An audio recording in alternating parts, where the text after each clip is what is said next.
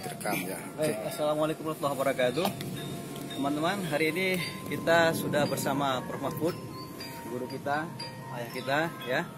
Dengan kondisi yang nampak sedikit tegang di Aceh hari ini ya, ada segelintir beberapa konotasi yang bias gitu. Kita ingin dengar langsung dari Prof. Mahfud sebenarnya apa makna garis keras yang beliau sebutkan itu, agar kita kemudian sebagai muslim harus bertabayun langsung ke orangnya gitu, jangan sampai kemudian kita jadi korban hoax ya. Dan mari kita dengarkan dari Prof. langsung apa kira-kira yang ingin beliau sampaikan terhadap kondisi ini.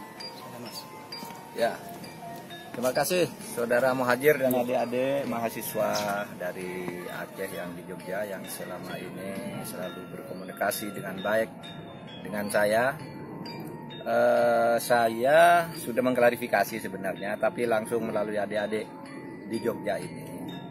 Ketika saya mengatakan orang Aceh, orang Sumatera Barat, orang Sulawesi Selatan, dan orang Jawa Barat itu penganut garis keras, artinya garis keras itu dalam arti bahwa mereka tidak bisa didikte, bukan radikal, bukan ekstrim. Mereka itu punya pendirian yang tidak bisa dibayar dengan apapun.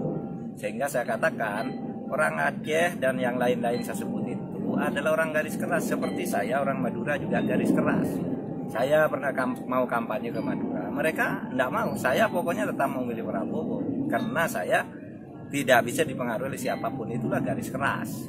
Nah, oleh sebab itu saya kira masalah ini tidak ada masalah kami dengan orang-orang Aceh. Saya sering ke Aceh, saya juga sering ketemu dan beberapa kali satu mobil dengan Muzakir Manaf dan sebagainya. Itu orang semua teman-teman saya yang baik gitu.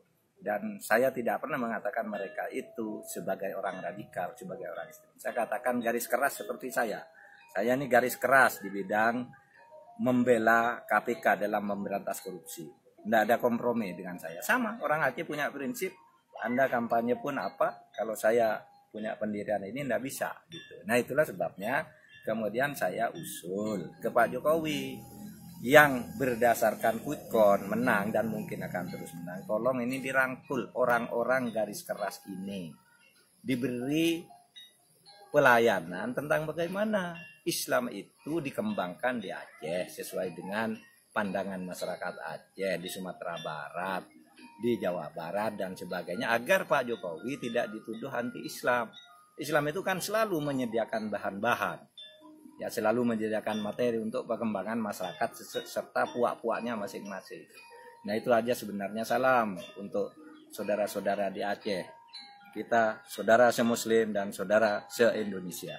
Baik. Assalamualaikum warahmatullahi wabarakatuh. Waalaikumsalam. Terima kasih banyak Prof. Mahfud ya. Tadi kita sudah dengar langsung teman-teman ya. Jadi intinya memang kita klarifikasi tabayun. Sebagaimana patah Aceh yang mengatakan tajak betruh tak bedu.